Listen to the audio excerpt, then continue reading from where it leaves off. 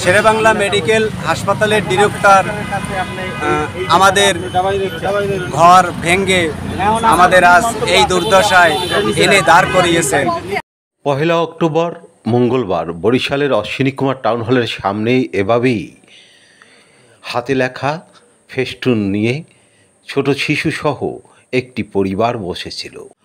আর এই পরিবারটির অভিযোগ, Barishal Sherebangla medical college হাসপাতালের সাবেক পরিচালক সাইফুল ইসলাম তাদের সর্বশান্ত করেছেন, দখল করে নিয়েছেন ঘর ও জমি।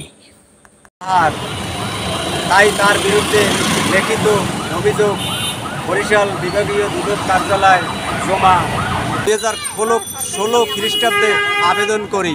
তাতেও কোনো সাড়া না পাওনে আমরা নিরুপায় হয়ে আমরা ইউনিভার্সিটির পিছনে খালি সম্পত্তিতে একটা ঘর উত্তোলন করিয়া অসুস্থ মাতাকে নিয়ে দীর্ঘ বছর যাবৎ বসবাস করে আসতেছিলাম।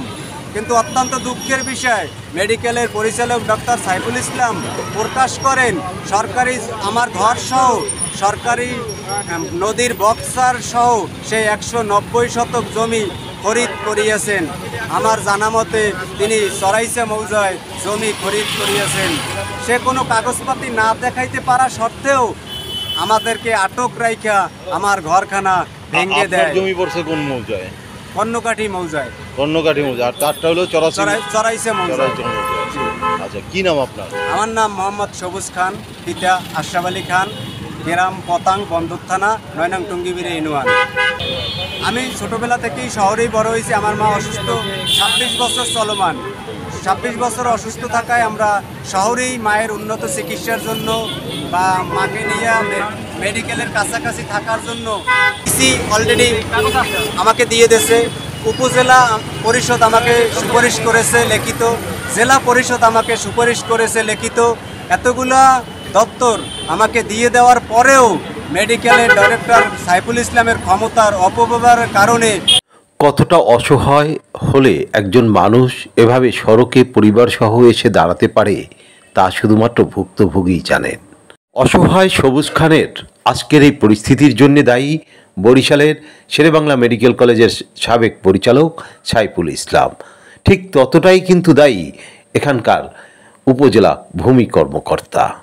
ভূমি কর্মকর্তার এরকম বেহিসাবি পদক্ষেপের কারণে ইতিপূর্বে সদর উপজেলার চাঁদপুরা ইউনিয়নের তালুকদার হাটে ইজারাকৃত বাজারে আশ্রয়ন প্রকল্প তৈরি করে দেওয়া হয়েছে। বিষয়টি নিয়ে কথা বলতে চাইলে হাসপাতালের সাবেক পরিচালক সাইফুল ইসলাম জানালেন তাকে উপজেলা থেকে আশ্রয়ন প্রকল্পের ঘর দেওয়া হয়েছে। সে সেখানে না যেয়ে পুনরায় এই বিষয় নিয়ে কারো উস্কানিতে এরকম বাড়াবাড়ি করছে। বিষয়টি সম্পূর্ণই জেলা প্রশাসনের, আমি এর সাথে জড়িত নই। এদিকে বরিশালের জেলা প্রশাসন জানিয়েছেন তাকে আশ্রয়ন প্রকল্পে ঘর দেওয়া হলেও তিনি সেখানে যাচ্ছেন না। আরিফ আহমেদ, বরিশাল।